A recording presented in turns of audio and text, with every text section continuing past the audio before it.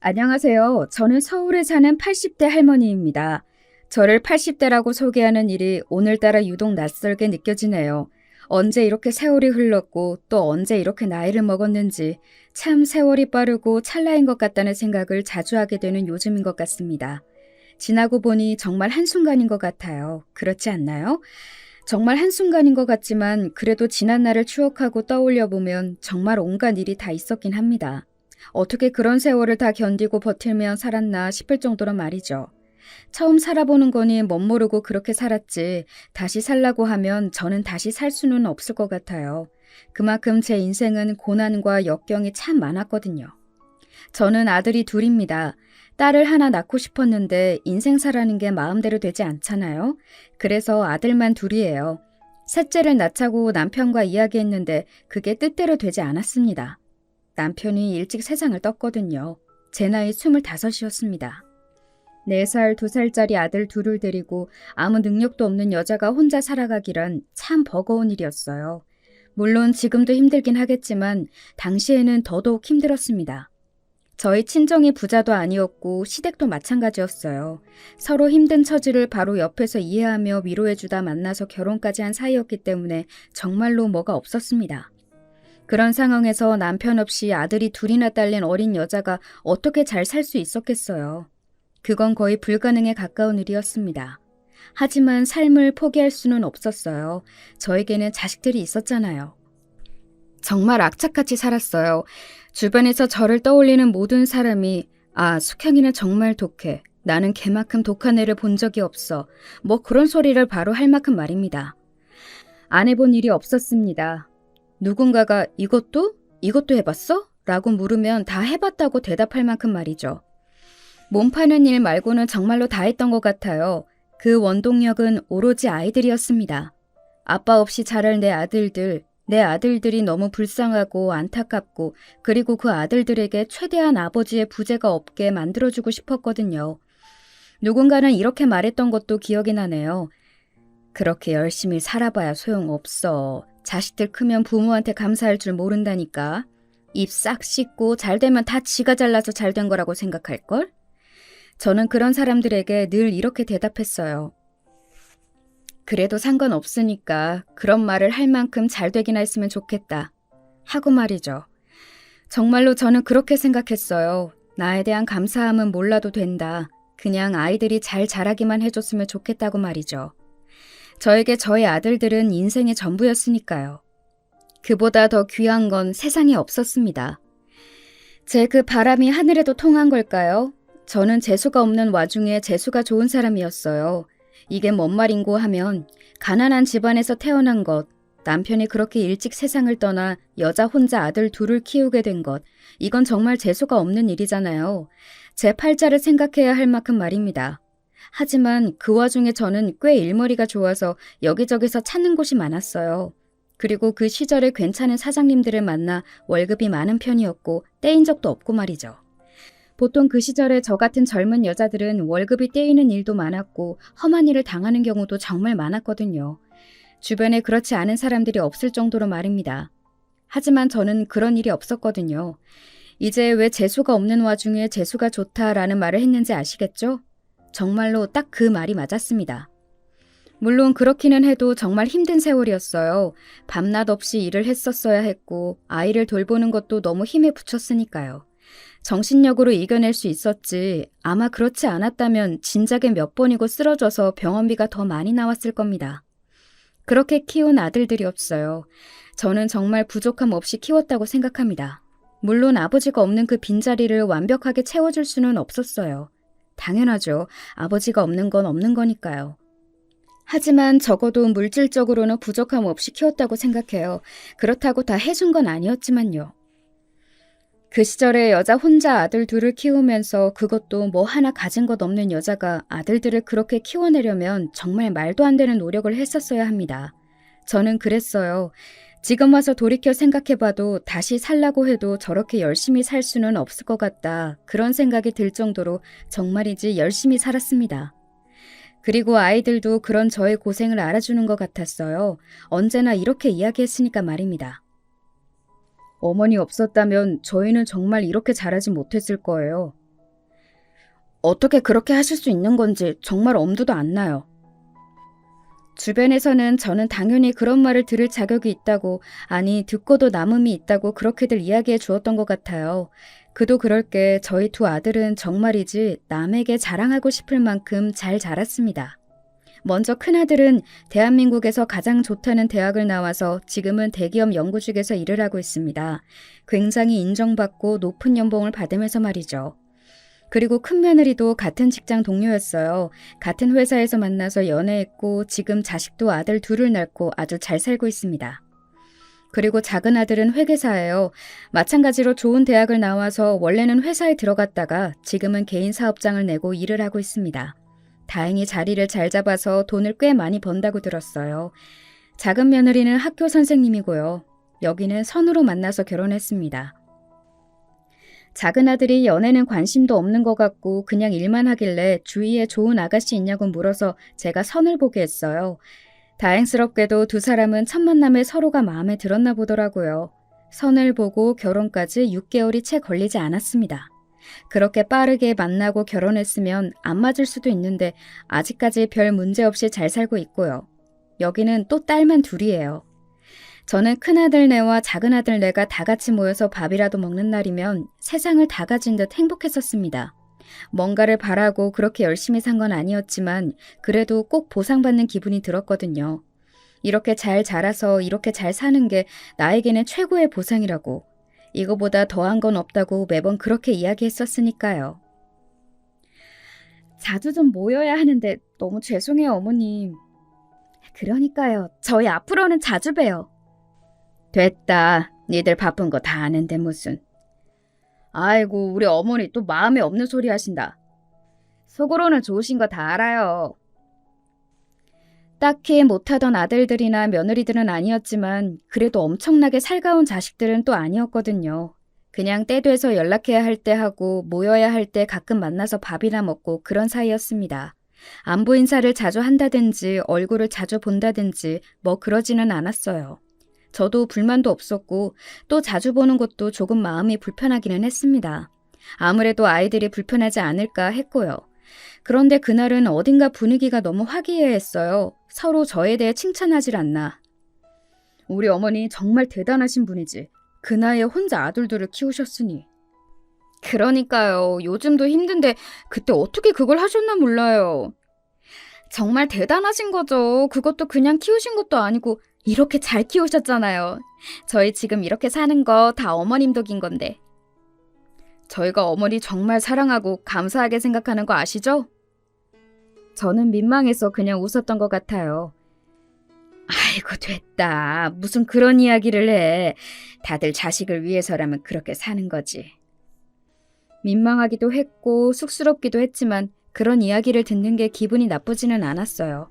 뭐 사실은 당연히 좋았죠. 세상 어떤 부모가 자식이 그렇게 칭찬하고 치켜 세워주는데 싫겠어요.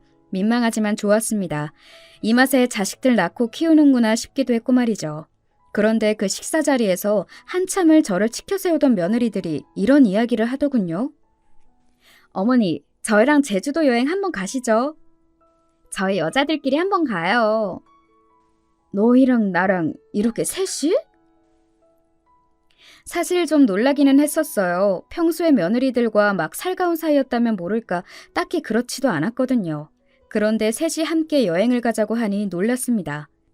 그리고 좀 감동적이라는 생각이 들더라고요. 사실 시어머니와 며느리 이렇게 여행을 가는 경우가 흔한 경우는 아니잖아요. 그래서 아이들이 기특한 생각을 들더군요. 저희가 이번에 이야기를 나누다 보니까 비슷한 시기에 시간이 조금 비더라고요. 그런데 곧 있으면 어머니 생신이기도 하니까 그거 기념해서 셋이 다녀오면 어떨까 해서요. 어머니 아들들은 시간을 도저히 못 뺀다고 하더라고요. 잘 됐죠. 저희 여자들끼리 가요. 그런 상황에서 승낙하지 않을 시어머니가 세상 천지 어디 있을까요? 저도 당연히 기분 좋게 그러자고 했습니다. 그리고 여행이 다가오기만을 기다렸어요.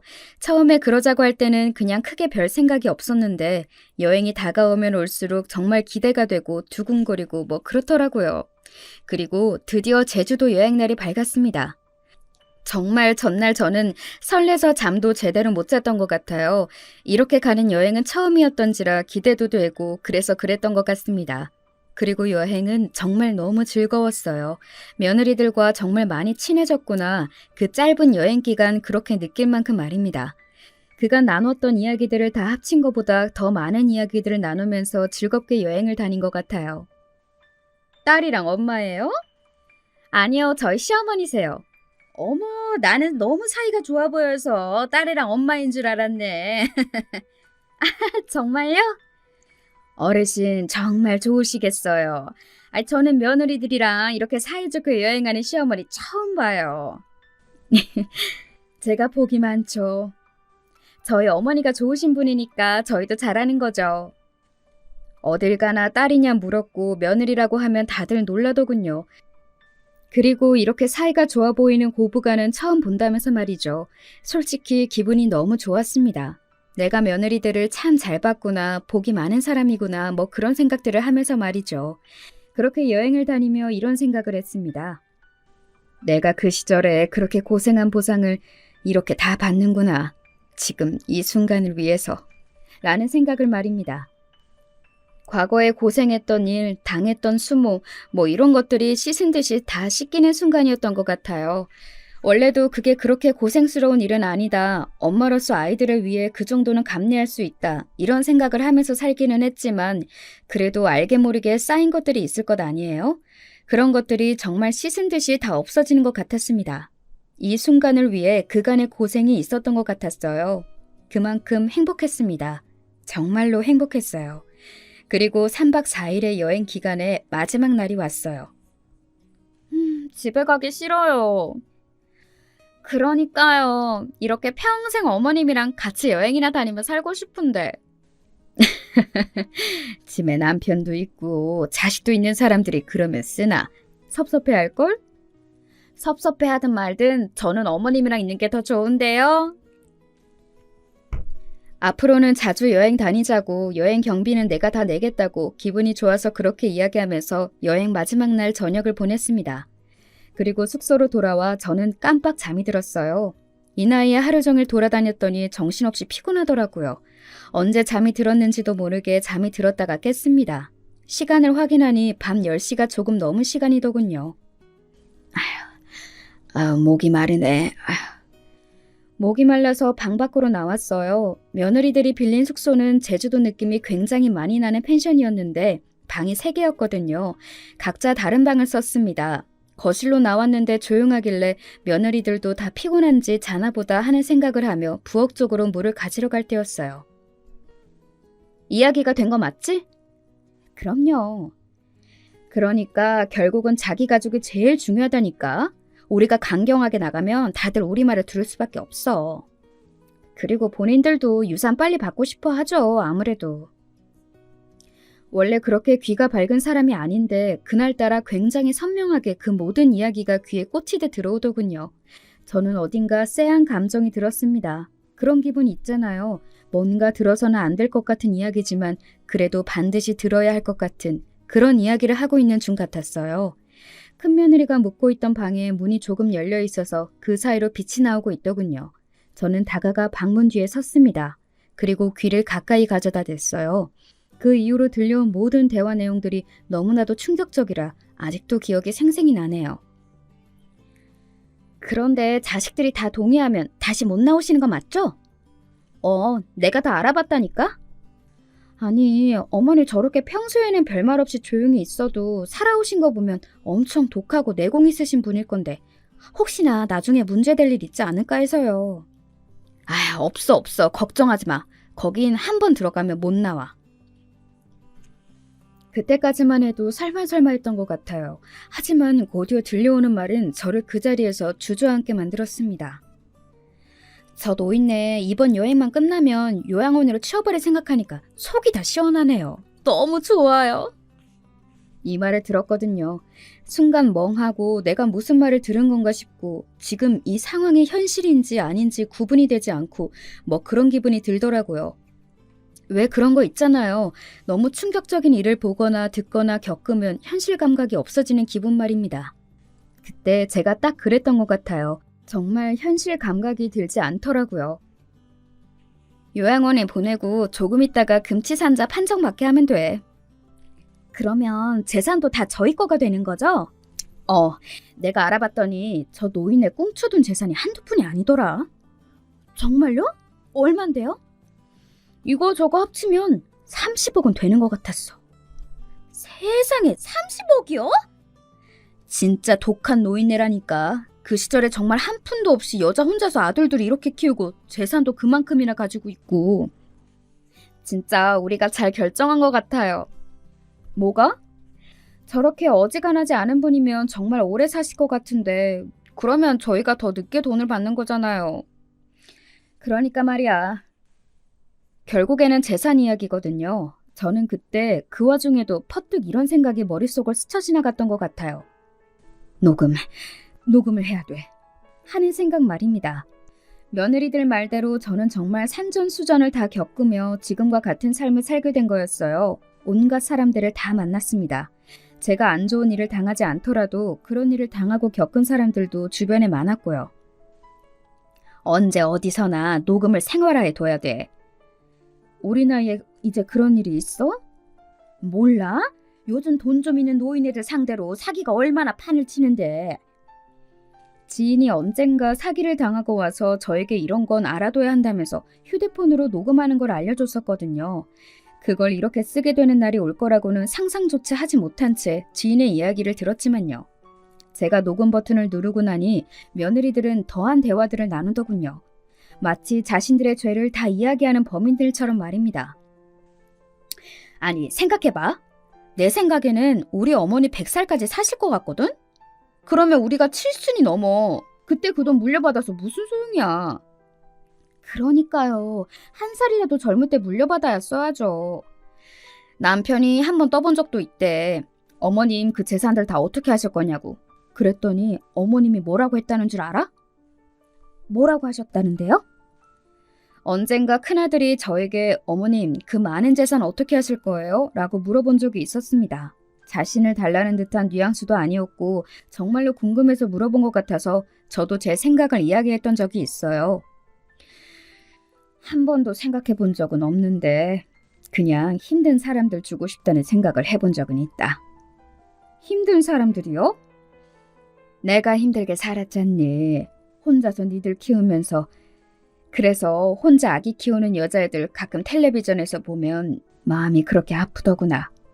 그래서 그런 사람들 도와주고 싶기도 하고.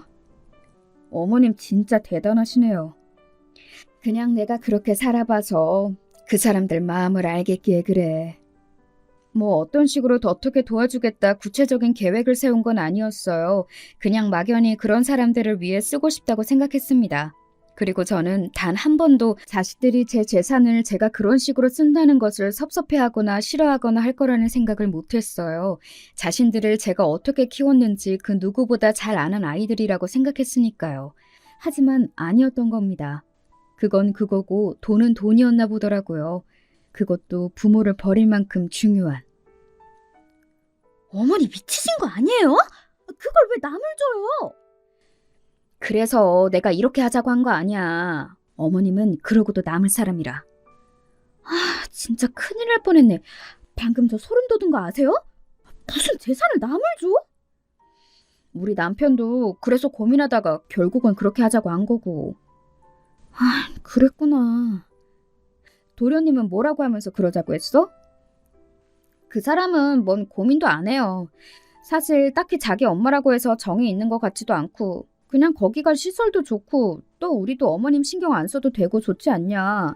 그리고 그 어머님 지금 사시는 집도 요즘 많이 올랐던데 그거 팔아서 애들 학비 보태자 뭐 이런 식으로 말했더니 그냥 그러자고 하던데요? 며느리들 입에서 나오는 모든 말이 그야말로 충격 그 자체였습니다. 그 순간 눈물이 뚝 하고 흘렀던 것 같아요. 억울했습니다. 내가 좋은 소리 듣자고 애들한테 대접받자고 그 아이들을 열심히 키웠던 건 아니었지만 그래도 감사함은 알 거라고 그렇게 생각했었거든요. 그리고 인간이라면 그게 맞는 거잖아요. 그런데 그렇지 않더라고요. 사실 그래서 요즘은 이런 생각도 드는 것 같아요. 내가 너무 일만 하느라 아이들과 함께 지낼 시간이 없어서 저렇게 잘못 컸나, 엄마의 소중함을 모르게 컸나 하는 생각 말입니다. 그럴 때마다 주변에서 그냥 네 아들들이 못난 거다라고 이야기해 주지만 말이죠. 날짜가 언제라고 하셨죠? 일주일 뒤. 어머님한테는 뭐라고 하고 모시고 갈 거예요? 그냥 바람 쐬러 가자고? 오늘 봤지? 우리랑 같이 다니는 거 너무 좋아했잖아. 우리가 또 어디 가자고 하면 2번 고민도 안 하고 따라 나설실걸? 소름이 끼쳤습니다. 오늘 내가 본인들과 여행을 다니면서 행복해하는 모습을 보며 속으로는 그런 생각하고 있었다는 사실이요. 그리고 눈물이 날 것 같았습니다. 이게 이별 여행인 줄도 모르고 나를 버리기 직전에 마지막으로 지들이 조금이나마 미안하니까 이렇게 데리고 다니는 건 줄도 모르고 입이 찢어져라 웃으며 따라다녔던 저 자신이, 그리고 긴 세월 자식들을 위해 내 인생을 모두 버리고 고생만 했던 저 자신이 너무 불쌍해서 말이죠. 저는 그 대화를 끝으로 조용히 방으로 돌아왔습니다. 그리고 이불에 얼굴을 묻고 엉엉 울었어요. 정말 엉엉 울었습니다. 나이가 들고 그렇게 엉엉 울어본 게 처음 있는 일이었어요. 이제는 눈물도 감정도 메말라가는 나이라고 생각했는데 아니더라고요. 정말 그런 일을 겪으니 눈물이 펑펑 나오더군요. 별별 생각이 다 들었습니다. 내가 왜 그 고생을 했는지, 지나간 세월이 허망했고 또 오래전에 세상을 떠나 이제는 얼굴도 잘 기억나지 않는 남편이 너무 보고 싶었습니다. 그리고 우리 엄마가 너무 보고 싶었어요. 세상에 나를 사랑해주는 사람은 아무도 없는 것 같았습니다. 이미 세상을 뜬 우리 부모님이나 남편 말고는 말이죠. 그냥 이대로 죽고 싶다는 생각도 했던 것 같아요. 너무 오래 살아서 그래. 진작 죽었으면 이런 일은 보지도 듣지도 겪지도 않았을걸. 그런 생각 말입니다. 하지만 조금 시간이 지나니 억울한 감정과 분노가 치솟아 오르기 시작했어요. 이대로 자식들이 보내는 대로 요양원에 들어가서 몇 년 뒤 금치산자가 되어 전 재산 모두를 빼앗길 수 없다는 생각이 들었습니다. 무엇보다 그런 연놈들에게 제 평생의 노력이 담긴 돈을 물려주고 싶지 않았어요. 그렇게 다짐하며 어느새 잠이 들었던 것 같습니다. 눈을 떴더니 이른 아침이더라고요. 밖에서 분주하게 움직이는 며느리들의 소리가 들렸습니다. 저는 방문 앞에 서서 심호흡을 한번 크게 했어요. 전현들의 얼굴만 봐도 목소리만 들어도 손이 벌벌 떨릴 것 같았지만 일단은 지금은 모르는 척을 했었어야만 했으니까요. 그래서 마음을 다잡고 문을 열었습니다. 어머, 어머님 일어나셨어요? 어머니 엄청 피곤하셨나 보다. 평소보다 되게 오래 주무신 것 같아요. 그러게, 여행이 아주 고단하셨나 봐요. 어휴, 어머니 얼굴도 엄청 부으셨어요. 니들이 어제 나눈 이야기를 듣고 너무 충격을 받아서 한참 울다가 잠들어서 그렇다 라는 말이 목 끝까지 차올랐습니다. 하지만 안간힘을 다해 그 말을 삼켰어요. 그래, 내가 너무 피곤하구나. 이 나이에 이렇게 돌아다니려니. 집에 가시자마자 푹 쉬세요. 그래야겠다. 그리고는 컨디션이 좋지 않다는 핑계로 입을 다물었습니다. 별 의심을 하지는 않는 것 같더라고요. 그냥 속으로 저 노인네가 오늘 컨디션이 좋지 않나 보다 뭐 그런 생각을 했겠죠. 그렇게 세상에서 가장 행복했다가 한순간에 가장 불행해진 여행이 끝이 났어요. 아침에 일어나서 집으로 돌아와서 그리고 짐을 풀면서 문득문득 이 상황이 정말 현실인지 꿈이 아닌지 뭐 그런 생각을 했던 것 같습니다. 그럴 때마다 휴대폰에 녹음된 며느리들의 음성을 들으며 절망했고 말이죠. 하루 정도는 그냥 그런 상황을 반복했던 것 같아요. 멍하게 앉아있다가 울다가 그리고 이게 정말 현실인가 싶어 음성을 확인하고 절망하는 그 행동을 말입니다. 그리고 그 다음 날 그 음성을 들고 친한 변호사를 만나러 갔습니다. 원래 알고 지내던 노신사분이셨는데 지금은 은퇴하신 전 변호사분이었어요. 이건 범죄인데 이 자식들이. 제가 어떻게 하면 좋을까요? 일단은 요양원에 들어가면 안 되고 유언장을 따로 쓰시는 것부터 해야죠. 한 푼도 자식들에게 안 가게 제가 도와드릴게요. 그리고 원하면 손해배상 청구 소송 같은 것도 할 수 있다고 하더군요. 그동안 제가 자식들에게 줬던 것들을 증명할 수 있는 자료들을 다 가지고 오면 그걸 기반으로 소송을 할 수 있다고 말이죠. 요즘 폐륜을 저지르는 자식들이 너무 많아져서 이런 소송이 많다고는 하더군요. 그 이야기를 듣는데 정말 슬펐던 것 같습니다. 세상이 어떻게 되려고 이러는 건지 정말 답답하고 갑갑한 마음이 들더라고요. 그리고 변호사분 소개로 사람을 고용했습니다. 그날 저를 혹시나 강제로 끌고 가게 되면 막아줄 사람들을 말이죠. 그렇게 하나하나 준비해 나갔던 것 같아요. 그날을 위해서 말입니다. 그리고 며느리들이 이야기했던 저를 요양원에 보내기로 한 날 전날이었습니다. 큰 며느리에게서 전화가 왔어요. 어머니, 내일 시간 괜찮으세요? 혹시나 후회하고 이번 여행으로 저 어르신에게 그런 짓을 하면 안 되겠구나 하는 생각을 하고 마음을 고쳐먹었을 거라 기대를 아주 조금은 했던 것 같아요. 하지만 그 기대마저 산산이 부서졌습니다. 그 아이들은 모든 걸 계획대로 실행할 생각이었어요. 왜 그러니? 내일 저랑 동서가 시간이 돼서 이야기하다가 그때 여행이 너무 좋았다고 어머님이랑 또 가까운 곳에 어디 드라이브라도 갔으면 좋겠다고요. 그래. 마침 저희 둘 다 내일 시간이 돼서 어머니만 괜찮으시면 교회로 드라이브라도 갈까 싶어서요. 맛있는 것도 먹고요. 나야 좋지. 그러면 저희가 내일 오전 9시까지 모시러 갈게요. 준비하고 계세요. 그렇게 전화를 끊었습니다.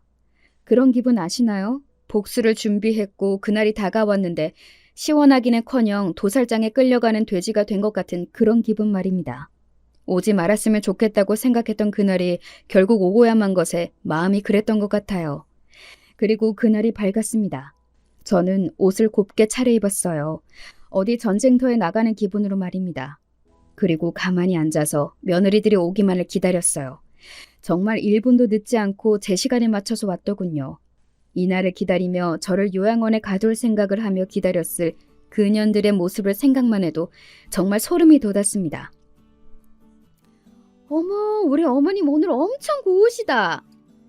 저희랑 놀러 가신다고 이렇게 예쁘게 입으신 거예요?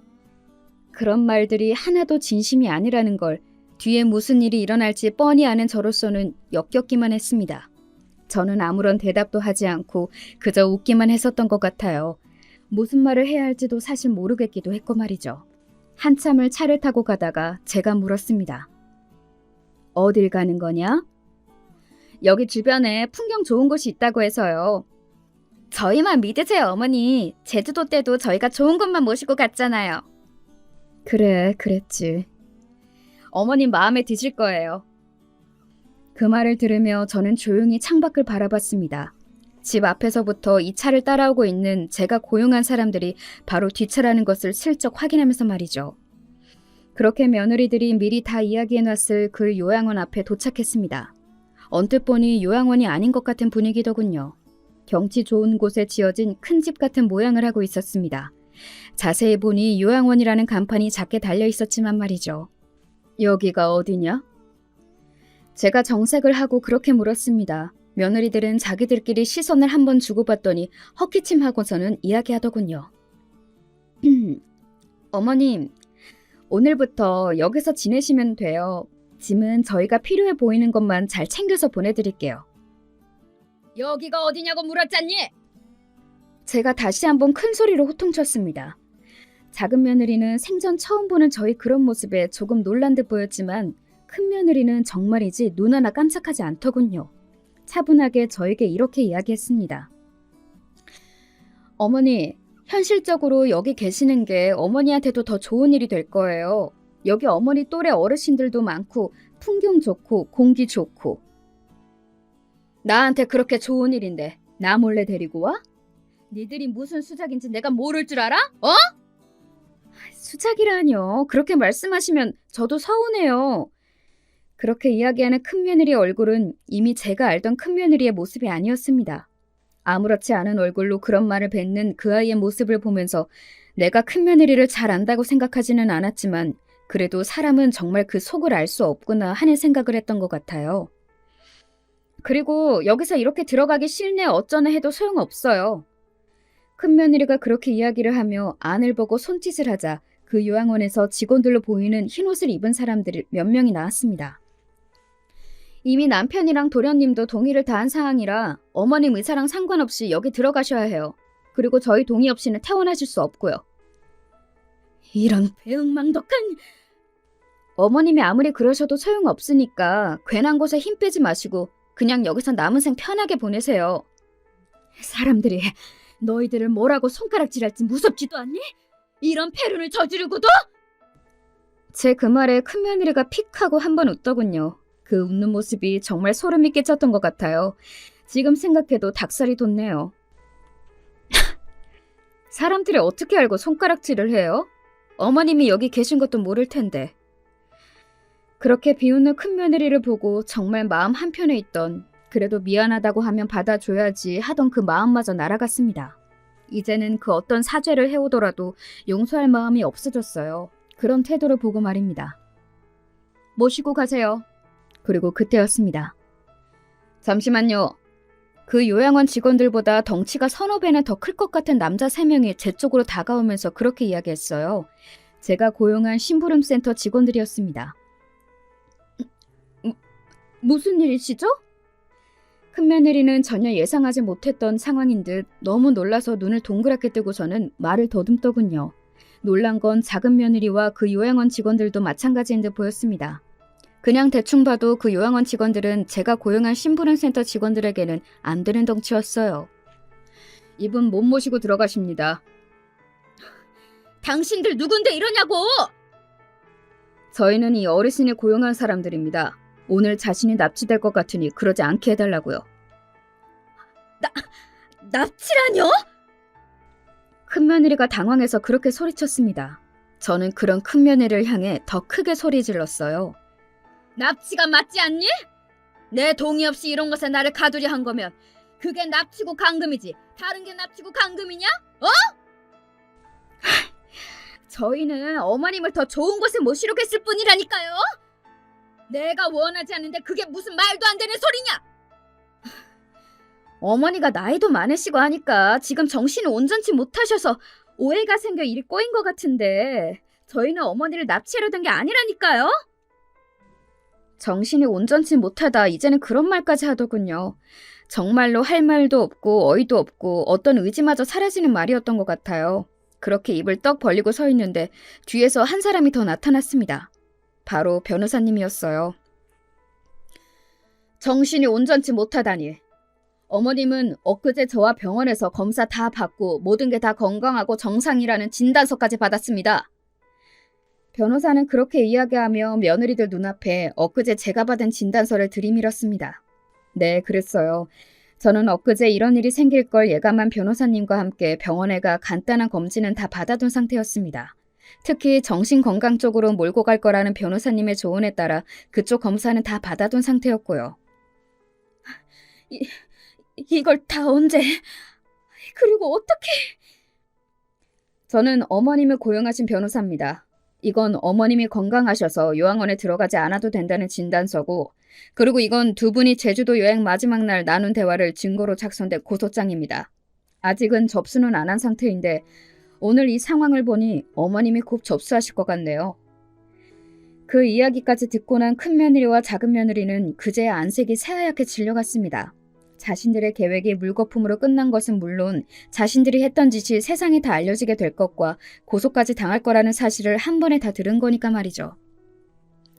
그리고 어머님이 유언장을 쓰셨거든요. 당연히 자식들에게 한 푼도 물려주지 않는다는 내용인데 오늘 두 분의 이런 행위가 어머님의 유언장에 잘 실현되는 데 더더욱 도움을 주겠네요. 그 이야기까지 들은 작은 며느리는 행동이 참 빨랐습니다. 어머님 정말 죄송해요. 저는 안 하려고 했는데 정말로 저는 처음부터 이럴 생각은 없었거든요. 그런데 형님이 하자고 한 거예요. 저나 애비도 다 형님이 설득한 거고요. 저는 정말 이런 생각 꿈에도 한 적이 없습니다. 그런 작은 며느리를 큰 며느리가 노려보더군요. 뭐 큰 며느리가 먼저 계획한 일이 맞기는 하니 본인이 뭐라 할 말은 없었을 겁니다. 증거 있으세요? 뭐? 무슨 증거? 저희가 그랬다는 증거 있으시냐고요. 무슨 소송을 하겠대? 무슨 증거로? 몰릴 대로 몰려서 막 나가기로 한 건지 아니면 냉정하게 그 와중에도 증거가 없으니 정말 소송까지는 못할 거라는 생각에 그런 이야기를 한 건지는 몰라도 뭐 양쪽 다 대단하다고 생각은 했던 것 같아요. 그런 상황에서도 저에게 소리를 지를 수 있다는 게 말입니다. 녹음된 음성이 있다. 그리고 제 그 말에 큰며느리가 그 자리에서 굳었습니다. 네? 뭐가 있다고요? 제주도 여행 마지막 날 니들 둘이 나를 두고 했던 대화. 그걸 내가 다 들었고 내가 다 녹음했어. 휴대폰으로. 그제야 큰며느리는 그 상황이 다 이해가 된 듯 했어요. 그리고 이내 표정을 확 구기더군요. 빼도 박도 못하는 증거가 있다는 걸 알게 되었으니 말입니다. 그리고 작은 며느리는 더더욱 저에게 고개를 조아리며 자기가 죽을 죄를 지었다고 석구대죄하고 있었고 말이죠. 그걸 다 녹음을 하셨다고요? 그래. 어디 들려줘? 저는 그렇게 이야기하고서는 휴대폰을 들어 녹음한 내용을 재생하는 버튼을 눌렀습니다. 그러자 선명하게 녹음된 큰며느리와 작은며느리, 그날의 대화 소리가 그대로 흘러나왔어요. 큰며느리의 표정은 점점 더 어두워졌고 작은며느리는 그야말로 사색이 되더군요. 이 녹음 내용을 만약에 다른 사람들이 듣게 된다면 자신들이 어떻게 될지 끔찍해하는 것 같았습니다. 어머니 제발 용서해 주세요. 제가 정말 죽을 죄를 지었어요. 정말 제가 한순간 눈이 돌았었나 봐요. 돈 안 주셔도 되고 다 괜찮아요. 어머님이 시키는 대로 다 하겠습니다. 그냥 없던 일로만 해주세요. 제발요. 작은 며느리는 애가 탄 듯 보였습니다. 혹시나 시어머니에게 이런 짓을 한 게 소문이 다 날까봐 벌벌 떨었어요. 반면 큰 며느리는 아무 말도 하지 않고 입을 꾹 다물고 있더군요. 저는 그날은 그 두 사람에게 아무 말도 하지 않았습니다. 그냥 가만히 바라보고 있다가 그 자리를 벗어났어요. 거기서 더 따지고 네가 잘못했니 어쩌니 하고 싶은 마음도 있었지만 얼른 그 자리를 벗어나고 싶은 마음이 더 강했거든요. 나를 가둬두려고 했던 그 장소에 나를 가둬두려고 했던 그 두 사람과 함께 있고 싶지 않았거든요. 집으로 돌아와서 가만히 멍하니 앉아 있었습니다. 한동안 그 무엇도 할 수 없었어요. 옷을 갈아입거나 무언가를 먹거나 마시는 것도 할 수 없겠더군요. 그냥 앉아있는 것 말고는 말입니다. 그러고는 그 다음 날부터 그야말로 난리가 났습니다. 큰아들네나 작은아들네에서 서로 찾아오고 연락해오고 그런 거로 말이죠. 어머니, 제가 죽을 죄를 지었습니다. 그러면 안 되는 건데. 그리고 제가 원하면 이혼을 하겠다 그렇게 이야기를 하더라고요. 저는 이혼이고 나발이고 큰며느리와 큰아들 두 사람을 다시는 보고 싶지 않았습니다. 그래서 그렇게 이야기했어요. 그냥 영 끊고 살자. 이미 줬던 거 다시 달라고 안 할 테니까 너도 그냥 내 재산 받지 않겠다는 각서에 도장이나 찍어. 변호사 말에 의하면 유서를 자식들에게 돈을 안 준다고 다 작성한다고 해도 나중엔 제가 죽고 나면 소송을 걸어서 한 푼이라도 가져가려 하는 경우가 많다고들 하더라고요. 하지만 저는 절대 그런 일이 일어나게 하고 싶지 않았거든요. 하지만 큰아들은 절대 그러겠다고 말하지 않더군요. 그냥 며느리와 이혼을 하겠다는 말밖에 말입니다. 작은아들은 울면서 무릎을 꿇고는 자기는 정말 이 정도로 철저하게 계획을 했을지 몰랐다며 형수인 큰며느리에게 탓을 넘기더군요.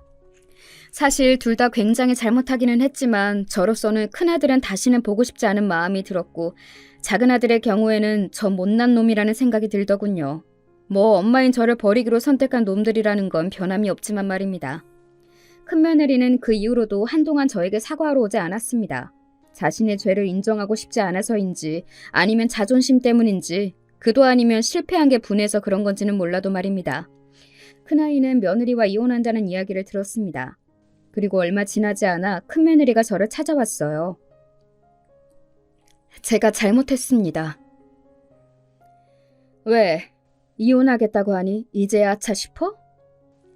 제가 해서는 안 되는 짓을 했다는 걸 지금 매일 깨닫고 있습니다. 정말 죄송해요. 듣자 하니 아들들, 그러니까 제 손주들이 그 모든 이야기를 다 알게 되었다고 하더군요. 그러고는 엄마한테 와서 우리 엄마가 그런 사람이라는 걸 믿을 수 없다고 내가 나중에 엄마를 그렇게 버려도 되냐고 물었다고 하더군요. 그 이야기를 듣는데 큰며느리는 아차 싶었다고 하더군요. 제 아들들이 저한테 그런 짓을 한다고 하니 제가 어머니께 얼마나 끔찍한 일을 저질렀는지 바로 와닿았어요.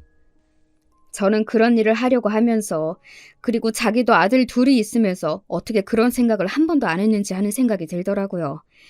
자신도 미래에 자신의 아들들에게 그런 짓을 당할 수 있다는 사실 말입니다. 하지만 저는 제 자식들을 용서할 생각이 없습니다. 지금도 큰아들은 이혼을 진행 중에 있어요. 그렇게 이혼을 하고 나면 그래도 자신은 제 자식인데 엄마 된 마음으로 품어줄 거로 생각하는 거겠죠. 저는 그럴 생각이 없는데 말입니다. 어떻게 보면 아들이 더 괘씸한 거 아닌가요? 며느리는 남의 자식이라도 아들은 제 자식이 아니냐고요. 어떻게 자신을 그렇게 키워준 엄마인 저에게 그런 일을 하는 걸 허락할 수 있느냐는 말입니다. 작은 아들은 이혼은 한다, 하지 않는다 이런 말은 없지만 그래도 매일 싸우기는 하는 것 같았습니다. 서로의 탓을 하면서 말이죠. 이 이야기는 손녀들을 통해서 들을 수 있었어요. 저는 지금 가장 슬프고 아픈 게 손주들이 자기 부모들이 저에게 한 짓을 다 알게 되었다는 사실입니다. 자기 부모들이 그런 인간들이라는 걸 알게 된 게 너무 마음이 쓰여요. 그걸 생각하면 그냥 그때 조용히 요양원으로 들어갔었어야 했나 하는 생각이 들 정도로 말입니다. 물론 그러지 않을 거고 그래서도 안 되는 거지만 말이죠. 여러분은 어떨 것 같으신가요? 물론 저는 제 자식들을 용서할 수 없고 용서할 생각이 없기는 합니다. 그런 제가 과하다고 생각하시나요? 아니면 더 해야 한다고 생각하시나요? 사실은 용서해준다고 해도 그 다음에 뭘 할 수 있을지도 모르겠어요. 제가 기억 상실증에 걸려서 그런 일을 하나도 기억하지 못하게 된다면 모를까. 저에게 그런 짓을 한 자식들을 어떻게 아무렇지 않은 얼굴로 볼 수 있겠어요. 볼 때마다 그 생각이 날 텐데 말입니다. 다시는 그 전으로 돌아갈 수 없겠죠. 그 생각을 하니 과거에 하하호호 웃으며 함께 지냈던 모든 시절이 갑자기 꿈만같이 느껴지네요. 눈물이 날 것 같은 기분이 듭니다. 돌이켜보면 너무 돈만 벌고 자식들에게 고생하지 못하게 하는 것에만 열심히 했나 싶은 생각이 들기도 합니다. 아버지 없는 티가 나지 않게 키우고 싶어서 악착같이 돈을 벌어 해달라는 걸 다 해주고 부족함 없이 자라게 한 게 실수였나 하는 생각이 들기도 하고 말이죠. 한창 그런 생각을 하고 있을 때 꿈에 남편이 나왔어요. 그리고는 이렇게 말해줬습니다. 자네 잘못이 아니야. 그놈들이 잘못된 놈들이지. 평소에는 그렇게 꿈에 한번 나와달라고 사정사정을 해도 나오지 않던 양반이 나와서 그런 이야기를 하더군요. 그 이야기를 듣고 나니 어딘가 마음이 편해지는 것 같았어요. 그리고 눈물이 나왔던 것 같습니다. 남편이 늘 저를 지켜보고 있다는 생각도 들었고 말이죠. 그래서 저는 마음이 약해지지 않고 한 번 더 마음을 독하게 먹어보려고요. 그리고 자식들에게 끝까지 니들 잘못이 뭔지, 니들이 한 그 일로 내가 얼마나 상처받았고 고통이 컸는지 꾸준히 알려줄 생각입니다. 그리고 언젠가 저에게 했던 그 모든 짓을 후회하게 해줄 거예요. 땅을 치면서 말이죠. 스스로 깨닫고 고통스러워하는 날이 오게 말입니다. 제 이야기는 여기까지입니다. 지금까지는 말이죠. 아마 다른 이야기를 더 할 수 있게 되는 날이 올 것도 같아요. 그런 날이 오면 다시 한번 이곳에 사연을 보내겠습니다. 많은 분이 궁금해 주신다면 말이죠. 제 이야기에 공감하시는 분들이 적었으면 좋겠네요. 세상에 이런 자식들이 많다는 건 정말 너무나도 슬픈 것 같거든요. 흔하지 않은 이야기였으면 좋겠어요. 뭐 주변에서 이야기 들어보면 그런 것 같지도 않아서 가슴이 너무 아프지만 말입니다. 이제 장마가 시작이라는 이야기를 들었습니다. 올여름은 비가 유독 많이 올 거라는 이야기도 들리더라고요. 저는 원래는 비 오는 날을 참 싫어했어요. 남편이 비가 오는 날 세상을 떠났거든요. 하지만 올해는 그렇지 않을 것 같네요. 비가 오는 날은 어딘가 남편이 옆에 있을 것 같은 기분이 들 것 같고 말입니다. 이제 정말 이야기를 줄여야 할 것 같네요. 마지막까지 제 이야기 들어주셔서 감사합니다.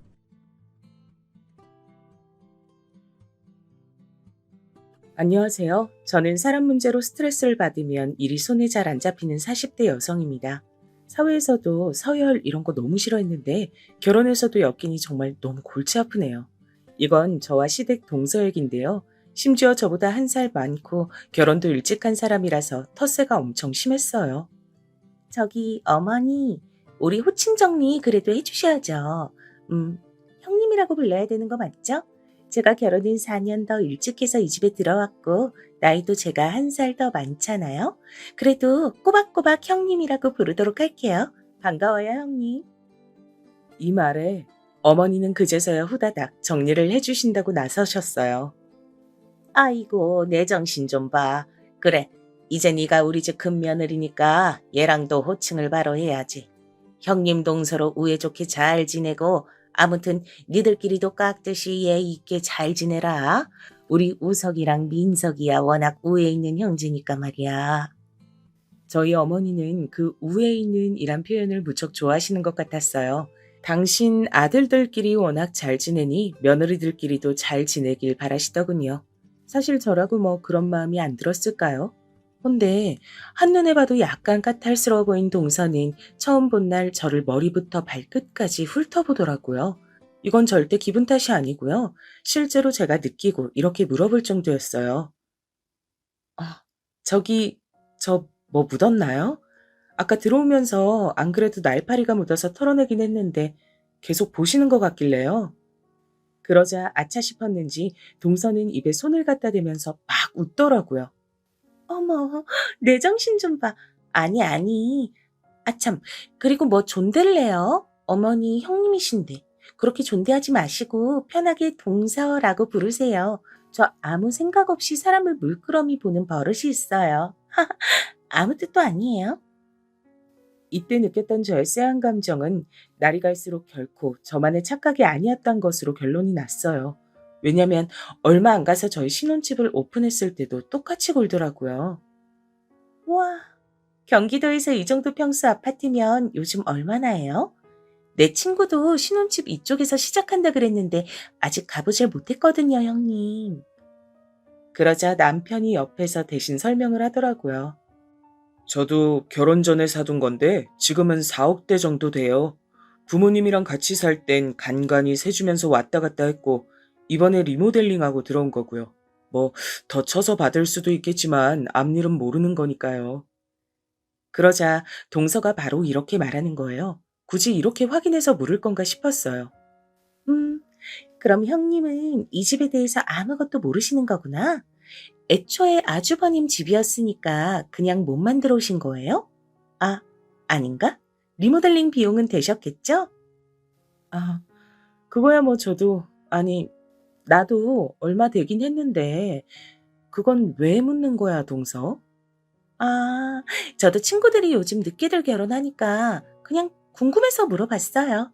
일단 여기 평수는 한 25평대 정도 나오는 거죠? 확실히 경기도 쪽이 좋긴 좋네. 서울은 이평수로 4억은 얄짤 없는데. 말도 안 되잖아요. 그쵸? 아주버님 진짜 땡 잡으셨다. 그걸 갖고 우리 어머니는 본인 아들 칭찬하기 또 여념이 없으시더라고요. 그러게. 우리 우석이가 그렇게 야무져서 일찍이 집 준비를 해놓은 거 아니냐. 조금씩 사서 옮겨 다니면서 융자 받고 해서 이렇게 만든 거야. 그리고 이쪽도 집값 오르지 않겠냐? 그거 생각하면 진짜 얘가 재테크는 잘한 거지. 하지만 동서는 바른 말을 못하면 쓰러지는 병에 걸린 사람처럼 곧장 어머니 말에 반박을 하더라고요. 에? 어머니, 경기도 쪽에 4억대 아파트 갖고 있는 게 재테크 잘했다고 보긴 좀 그렇죠. 아, 물론 아주버님이 처음 자산 얼마로 시작하셨느냐에 따라 다르지만요. 암튼 형님의 비용이 들어간 자산은 아닌 거네요. 순전히 아주버님 능력으로만 집이 있는 거고요. 그쵸? 저는 이날 기껏 식구들 초대한답시고 일찍이 장 보고 뛰어다니며 음식들 만나게 하느라 바빴는데 이런 얘기만 식탁에서 돌고 있으니 좀 그랬어요. 나중에 서방님도 좀 민망했는지 화제를 돌리시더군요. 당신 이거 갈비나 좀 먹어봐.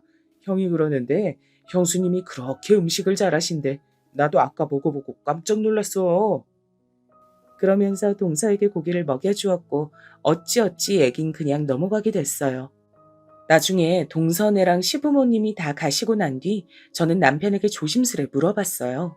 동서는 단순 오지랖이 넓은 사람인 건지 하여간 어떤 타입의 인간인 건지 궁금했거든요. 동서 성격을 아직 난 모르겠네. 그리고 남의 집 집들이 와서 이렇게 다 따져 물을 줄도 몰랐고 아까 동서가 다음에 자기 집도 오라 그러더라고. 동서네는 서울이라 그랬지? 어느 동네야? 나도 이제 좀 궁금해지네.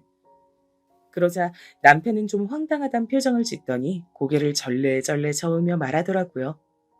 뭐 재수 씨네 집이 좀 사는 집이긴 해. 민석이 장가 갈 때 전혀 준비도 안 돼 있었는데 저 집에서 엄청 밀어붙이긴 했어. 신혼집도 거의 70%를 댔대나. 본인 딸이 더 나이가 많으니까 그 정도는 부담이 안 된다고 할 정도의 집이었지. 내가 알기론 그 동네 평수면 20억대 정도일걸. 나도 예전에 한 번인가 가봤어. 그래서 저도 역시 자기 집이 부유한 편이니 저리 자신있게 굴었구나 싶더라고요. 근데 뭐랄까? 전 조금 당돌하다는 인상을 받아서 그런지 여전히 불편했어요. 그리고 얼마 안 가서 동선인 자기네 집에 초대해서 다 같이 갔는데요. 와, 실제로 넓은 평수에 이름난 동네이기도 했고 아파트 주변 환경이 무척 좋긴 하더라고요.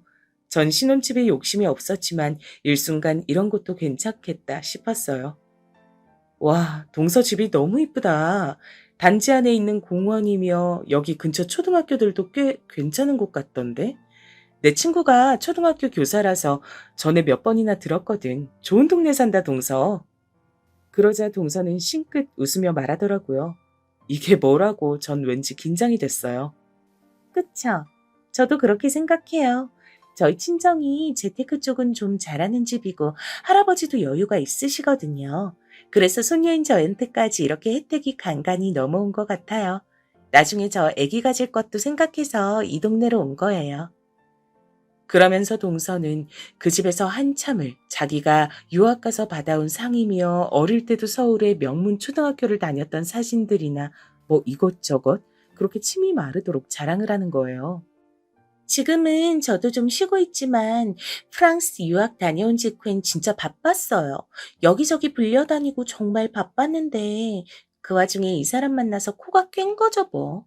내가 민석 씨 안 만났으면 진짜 위대한 일들 여럿 했을 텐데 말이야. 동서가 말을 이렇게 거드름 피우듯이 하지만 제가 알기론 좀 다른 사정이 있었어요.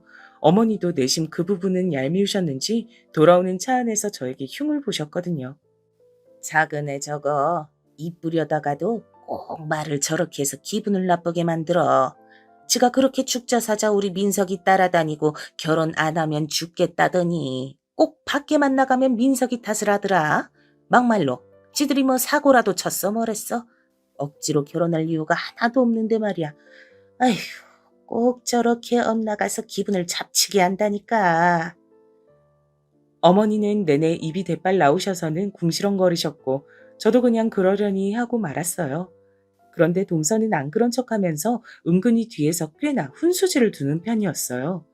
이때 전 어머니께도 서운했던 게 저한테 그렇게 동서 욕을 하시더니 갑자기 안면을 싹 바꾸시는 거예요. 큰애야, 저기 너 그날 네 동서네 다녀와서 대접 잘 받았다고 연락 안 했냐? 네 동서가 나보고 서운하다고 연락을 했더라고. 난 당연히 네가 윗사람으로 그런 칠해야 했을 줄 알았지. 진짜 안 한 거 맞냐? 어머, 아니, 아, 저기 나오는 길에 인사도 했고요. 어머, 근데 동서가 서운하다고요? 자기도 우리 집 왔다 간 날 아무런 인사도 없었는데 왜? 아무튼 제가 연락해 볼게요, 어머니. 저는 약간 황당했지만 곧장 동서에게 연락을 했어요. 내키진 않았지만 이렇게 돌려서 연락하는 그 방식도 그렇고 불편하니까 빨리 선을 그으려고 했던 거죠. 동서, 그날 고마웠어. 내가 너무 바삐 오느라고 연락이 늦었네. 예쁜 집에서 대접 잘 받고 왔어. 정말 고마워. 이렇게 보내놓았는데 동서는 제가 보낸 메시지를 읽고 난 뒤 답장을 안 하는 거예요. 읽고 답하는 걸 잊었나 싶었는데 그냥 그렇게 묵묵히 답이 없더라고요. 저는 이런 분위기가 점점 편치 않게 느껴져서 동서와 거리를 두려고 했는데 벼랑간 2주쯤 지났을까요? 갑자기 저에게 만나자더군요. 형님, 시간 혹시 되시나요? 제가 잠깐 여기 볼 일이 있어서 왔는데 형님 댁 지나는 길이라서요. 괜찮으시면 차라도 한잔해요. 저는 웬일인가 싶었지만 딱히 거절할 이유도 없어서 그냥 동서를 만나보게 됐어요. 그런데 이날 동서는 저에게 매우 선 넘는 얘기를 했답니다. 만약 손 아래 동서가 본인에게 뜬금없이 찾아와서 제 배우자의 옛날 과거사를 얘기한다면 어떠실 것 같으신가요? 만약에 누군가 저에게 이처럼 남일처럼 물었다면 저도 별 조언을 다 했을 거예요. 근데 막상 내일이 되어서 눈앞에 몰아닥치니 사람이 바보처럼 돼버리더라고요. 응? 그게 무슨 얘기야, 동서? 아, 우리 남편이 전에 만난 사람이 동서 지인이었단 거지? 그런 인연이. 그랬구나. 근데 뭐 옛날 일이잖아. 지금은 어쩔 수 없지. 순간 저는 지금 마시고 있는 게 커피인지 쓸개즙인지 진짜 뭔 맛도 안 나고 감각이 이상해지는 것 같더라고요. 저희 남편은 저에게 열렬하게 구애를 했고 우리 둘 사이는 무척 좋았어요. 근데 벼랑간, 결혼한 지 4개월 막 된 새댁한테 이런 얘기를 왜 하는 거죠? 역시 모르실 것 같더라고요. 제가 이 얘기를 한 이유는 아주버님이랑 교제했던 제 지인 말이에요. 아직 결혼 안 했거든요. 저보다 1살 어리고, 그러고 보니까 형님이랑 동갑이네요. 하여간 아주버님 취향도 참, 아니. 아무튼 이게 아니고, 걔가 말이에요. 경기도 이쪽 동네로 이사 온다 그러더라고요. 에? 뭐? 이 동네로? 그건 또 무슨 얘기? 아니, 근데 이 사람은 알고 있는 건가? 그러자 동서는 아주 의미심장한 얼굴로 이렇게 말하는 거예요. 순간 동서가 좀 달리 보이더라고요. 마냥 짓궂고 차갑게 봤는데 나름 저를 격정해서 말해준 것이었어요. 아실 수도 있고 진짜 모르실 수도 있고 저는 모르죠. 아무튼 한 가지 희망적인 건 아주버님이 헤어지자고 해서 이별했던 거거든요. 걔는 엄청 미련이 많이 남아 있어서 제가 아주버님 결혼한다고 말했을 때도 엄청 슬퍼했어요. 뭐 아주버님은 걔가 안중에 없을 거예요, 형님. 형님을 더 사랑하니까 결혼했겠죠? 동서는 저에게 좋은 쪽으로 얘기를 마무리해 줬지만 저는 괜히 싱숭생숭하고 일이 손에 잡히질 않더라고요. 나에게 한없이 다정하고 좋은 남편인데 촌스럽게 옛 연인 이야기에 질투를 하게 되다니 너무 창피했어요. 하지만 저는 감정이 꽤 얼굴에 티가 나는 타입이라 그날 저녁 남편이 들어왔는데도 마음이 개운치가 않은 거예요. 평소 같지 않게 기운 빠져 보이는 저를 남편이 이상히 여겼고요. 동서를 만났다고 했더니 웬일이라고 묻더군요. 웬일로 만났대? 여기까지 재수 씨가 굳이 온 거야? 왜? 근데 여기서 저는 그만 더 참지 못하고 남편에게 얘기를 해버렸어요. 혼자 생각만 해서는 엉망이 될 것 같더라고요. 저기, 동서는 결혼한 지도 오래됐고, 이 집에서 당신을 나보다 더 먼저 봐서 잘 아니까 동서 따는 걱정한다고 얘기해 준 것 같은데 나는 마음이 편치 않아서 말이야. 뭔데 그래? 얘기해봐. 당신 표정이 너무 안 좋은데? 어디 아픈 거야? 그런 남편에게 저는 동서로부터 들은 말들을 털어놓았고 솔직한 감정을 고백했어요. 아, 나도 너무 내가 쫌생이 같아서 말이야. 이런 걸론 신경 쓰는 타입이 아니었는데 듣고 나니까 기분이 별로더라고. 게다가 동서가 사진까지 보여줘가며 혹시 모르니까 알고 있으라 그러는데 암만 생각해도 괜히 본 것 같아서 말이지. 남편은 여기까지 듣고 이마 쪽이 벌게지더니 몇 번이나 한숨을 팍팍 쉬다가 말하더라고요. 당신이 오해하지 않고 들었으면 좋겠는데, 아, 난 재수 씨가 뭔 생각인지 알다가도 모르겠네. 걱정할 수도 있겠지. 근데 그건 그냥 본인이 알고 끝나면 되잖아. 나는 당신을 사랑해서 당신과 결혼했는데 그런 일들을 왜 당신이 알아야 하는 거야? 그런 쓰잘데기 없는 얘기를 왜 한 거냐고. 듣다 보니 남편 말이 100번 맞았고 남편 역시 적잖게 꽤나 불편해한다는 게 느껴졌어요. 그러니 전 여기서 동서 편을 들게 된 거예요. 아, 당신 말처럼 그냥 생각해서 말해준 건데 동서가 뭔가 조절을 잘못한 것 같아. 그냥 내가 적당히 소화하고 넘어갈게. 당신은 더 신경 쓰지 마. 나는 그냥은 넘어가기 힘들 것 같아. 당신만 불편하게 됐잖아. 옛날 그 친구가 이쪽에 이사 오건 말건 간에 그건 내가 알 이유도 없고 당신은 더더욱 알 필요가 없는 거야. 미안한데 나 이거 그냥 못 넘어가겠다. 결국 남편은 제 앞에서 서방님께 전화를 걸어 동서에게 전해주라면서 뭐라 따지더라고요. 재수 씨 말이야. 전에 만났던 그런 얘기를 왜 네 형수한테 했다는 거냐? 너도 몰랐다고? 그 봐. 아무짝에도 쓸모없는 얘기 아니냐고. 아무튼 네가 알아서 말 좀 잘 해놔. 나랑 형수만 언짢게 되고 이게 뭐야 지금. 직접 따지려다가 그냥 너 통해서 말하는 거야. 이렇게 전해진 얘긴 다음날 어머니를 통해 저를 향한 면박으로 이어졌답니다. 이 경로가 이해 가시나요? 왜 제가 구박을 받는 입장이 됐는지 모르겠으나 아무튼 어머니는 저를 야단치시더라고요. 둘째가 쓸데없는 소리를 한 건 맞아. 근데 너는 왜 그걸 우석이한테 또 얘기를 해가지고 형제들끼리 싸우고 부부끼리 싸움 나게 만드냐?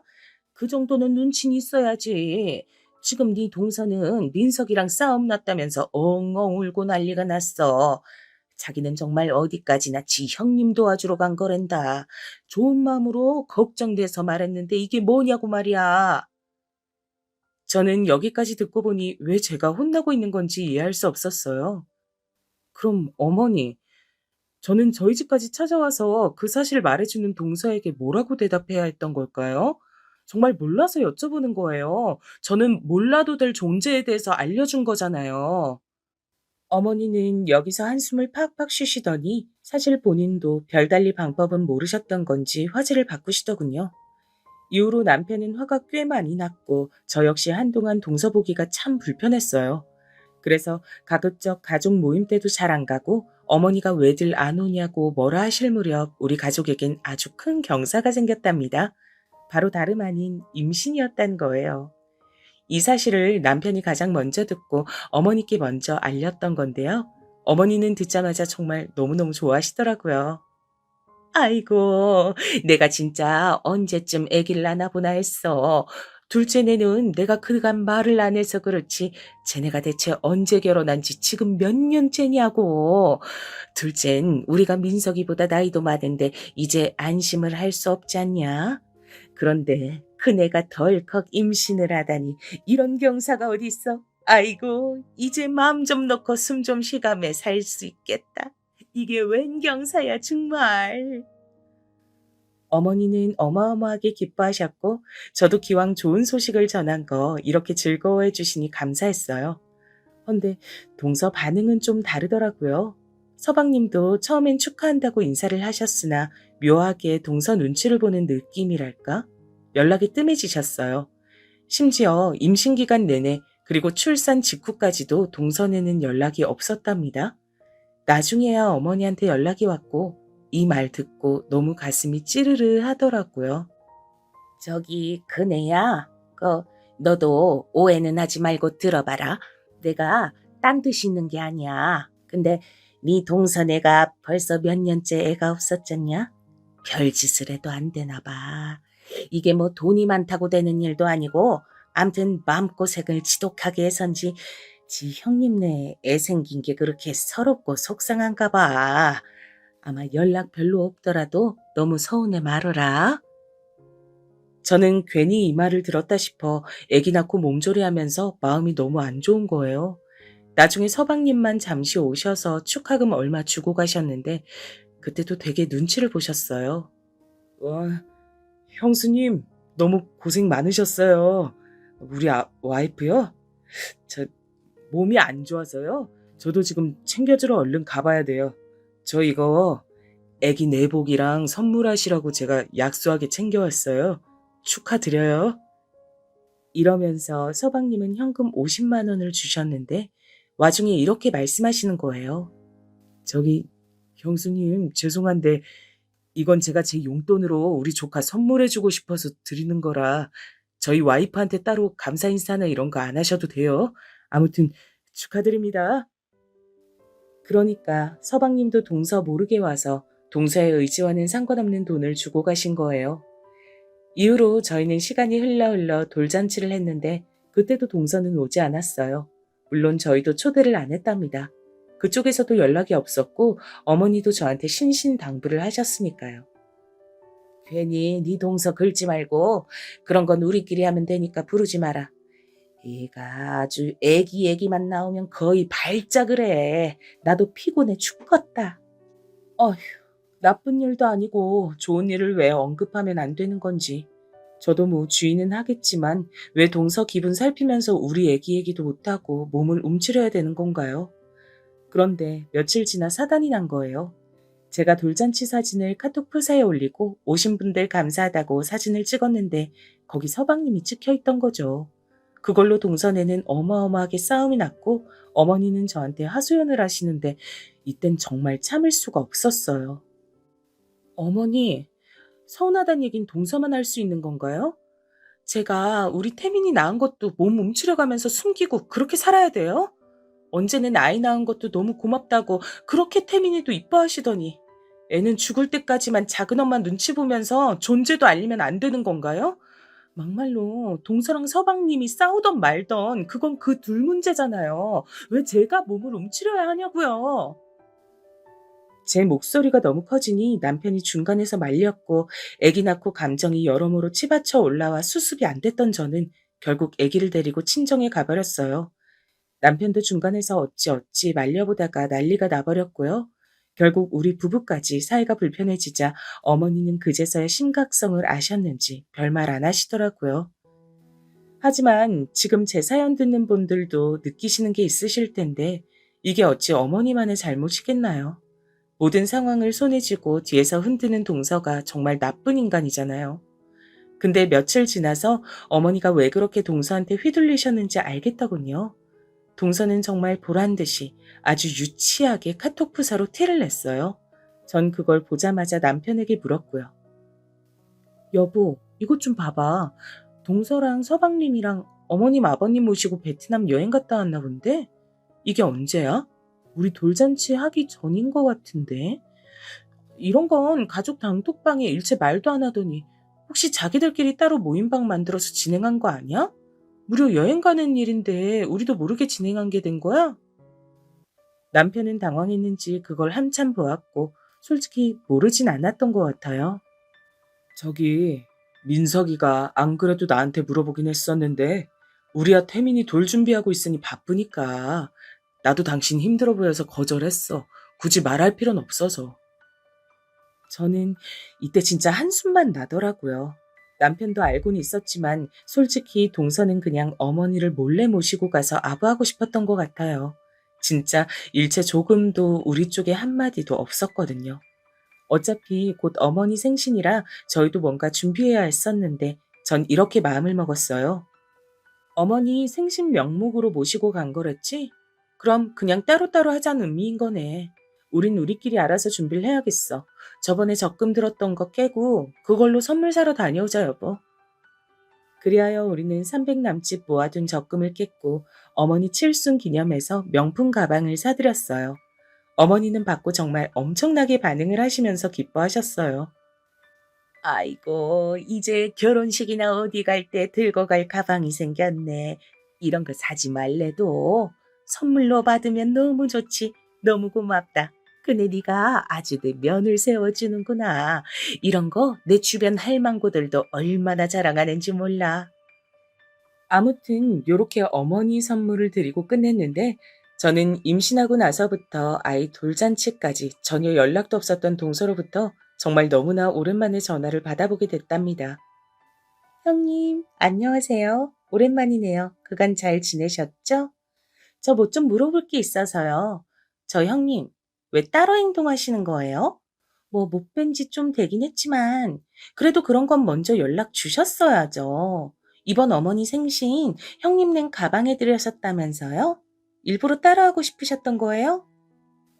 그게 무슨 동선에도 어머니 모시고 여행 다녀왔잖아. 따로 하려는 의미 아니었어? 동서는 제 말에 어이가 없다는 듯 코웃음 치더니 아주 건방지게 받아치더라고요. 그건 또 어떻게 하셨대? 그거야 전부터 어머니가 동남아 여행 가고 싶다 노래를 부르시니까 어쩔 수 없이 모시고 간 거고요. 아니 그걸 떠나 지금 형님이 생신 선물 따로 하신 거 묻는 거잖아요. 이렇게 따로 하시면 저랑 제 남편은 뭐가 돼요? 돈이 없어서 못하는 것도 아니고 적어도 물어보셨어야죠. 이 집에 자식이 뭐 얼마나 된다고. 점점 말을 세게 하는 동서를 보고 저도 화가 났고 곱게 말하기 힘들겠더라고요. 동서, 왜 말을 그런 식으로 해? 나 좀 어이가 없다. 좀 더 소통을 했어야 할 필요는 있겠지만 왜 그런 연락을 내 쪽에서만 해야 돼? 우린 그간 가족 단톡방에 근황 같은 거 꾸준히 올렸는데 대답도 안 했잖아. 그래서 따로 하려는 줄 알았어. 아니, 형님이 뭐 제 마음을 얼마나 안다고 그렇게 단정지어서 말씀하세요? 게다가 뭔 칠순 선물을 별 순서도 격식도 없이 그렇게 띡 하시는지. 형님도 너무 무리하신 거 아니에요? 어머니한테 애지간히 잘 보이고 싶으셨나 보다. 이런 흐름으로 가니 저는 욱한 감정이 올라와 참지 않고 동서에게 화를 냈어요. 동서 지금 나한테 시비 거는 거야? 서운한 감정 알아달라고 말할 거라면 똑바로 해야지. 나도 상황이 이랬다고 다 설명하고 있는데 무작정 본인 감정만 들이밀면 어쩌란 거야. 내가 그거 하나 안 물어본 게 그렇게 말 들을 일이야? 게다가 물이고 뭐고 우리 형편껏 알아서 한 얘기를 왜 동서한테 이렇게 빈정거림을 당해야 돼? 동서 너무 실망스럽다 진짜. 동서는 제 말에 논리적으로 반박을 못하고 부들부들 거리더니 바쁘다고 전화를 끊었고 저는 이날 하루 종일 기분을 망쳐서 일이 손에 안 잡혔어요. 가뜩이나 저녁에 애가 열나는 바람에 급히 응급실도 다녀왔는데 어머니로부터 부재중 전화가 4통이나 와 있더라고요. 어머니, 전화하셨던데 무슨 일이세요? 저 지금 태민이 고열이 나서 병원 다녀왔어요. 이제 막 겨우 약 먹고 잠들어서 전화드린 거예요. 그러자 어머니는 잠깐 당황하시더니 무슨 일이냐고 재차 묻는 저에게 이렇게 말씀하시는 거예요. 큰애 너도 좀 지혜롭게 작은애랑 지내보고 그래라. 얘 오늘 낮에 찾아와선 형님이 자기 무시하는 것 같다고 울고불고 난리가 났어. 게다가 나는 이 가방이 그렇게 비싼지도 몰랐다. 300이 넘는다며? 아이고, 이런 사치품을 내가 어떻게 받냐. 괜히 생일 선물 받고 이렇게 자식들 싸우고 하는데 내가 어떻게 들고 다녀?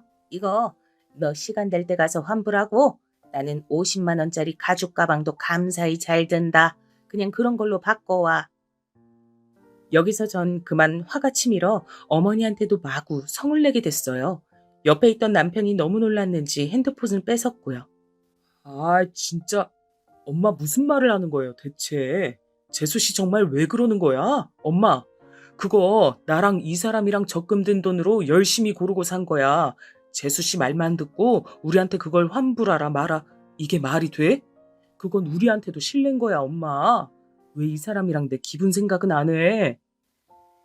남편이 이처럼 대차게 싸워준 덕분에 그냥 넘어가긴 했으나 저는 이 일을 잊을 수가 없었어요. 그래서 어머니와의 연락도 피로해서 좀 거리를 두고 있었는데요. 한창 우리 아이는 무럭무럭 자라고 어린이집도 슬슬 보내고 있던 중 남편이 갑자기 이런 말을 하는 거예요. 민석이네. 사이가 되게 안 좋은가 봐 지금. 이유를 나도 모르겠네. 어제 엄마가 전화해서 엄청 걱정하더라고. 보통 상황은 확실히 아니야. 이혼 얘기까지 나온다 그러더라. 순간 이혼이란 단어를 듣고 저도 너무 놀라서 어버버했고 혼자 생각이 많던 중 저녁쯤 어머니께 연락이 왔어요. 예, 큰애야.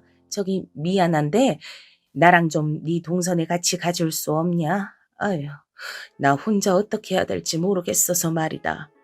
둘이 뭐 때문에 그리 크게 싸운 건지 원 아주 난리가 났어. 네 동서는 이혼할 것 같다고 엉엉 울고 민석이는 도통 말을 안 하고 있으니 아주 미치겠다.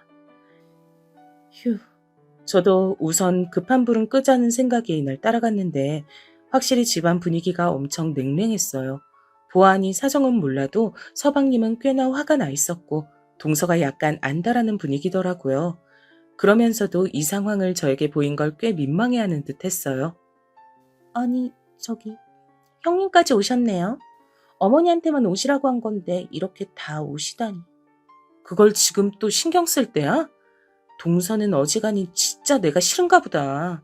나도 올 생각 없었지만 어머니가 하도 같이 가자고 하셔서 온 거야. 아무튼 어떻게 하고 싶어? 서방님이랑 이혼할 생각은 없다며.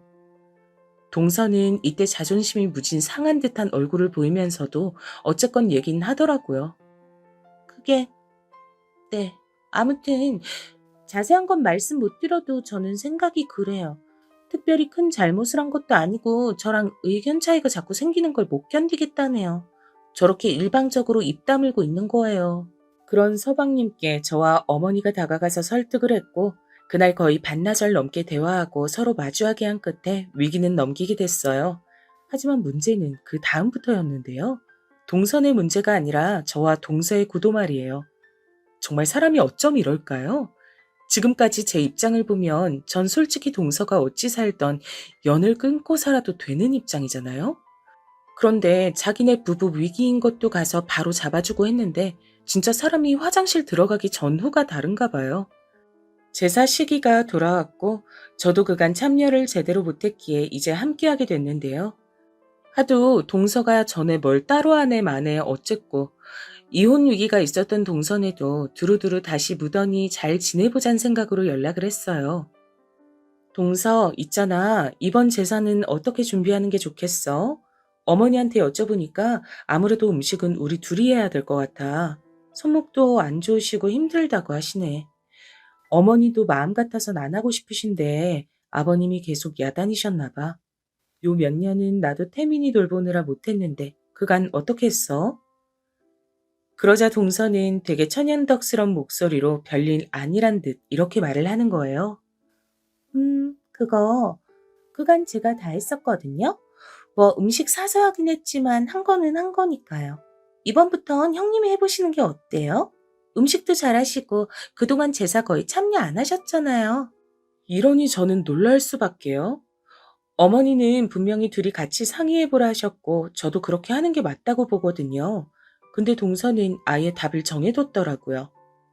형님, 잘하실 거예요.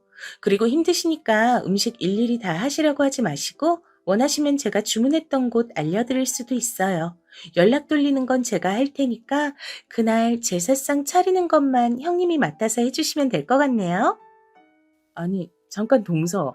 뭔 얘기를 그렇게 뭐 혼자 진도를 나가. 내 뜻은 물어보지도 않고 왜 그걸 나 혼자 해야 되는데? 제가 그냥 안 넘어가고 중간에 찝었더니 동서 역시 피곤하다는 듯 바로 받아치더라고요. 형님, 진짜 왜 이러세요, 피곤하게. 저 평소에 많이 했다니까요? 솔직히 저 진짜 형님 입장 많이 봐드린 거예요. 뭐, 애기 하면서 이 핑계 저 핑계 대드시는 것도 그냥 참았고요. 솔직히 저 같은 사람이 어딨어요. 며느리라고 다 같은 며느리게요? 그간 엄연히 차이가 있는 건데 그거 싹 빼고 맞춰드렸더니만 정도를 모르시네 진짜.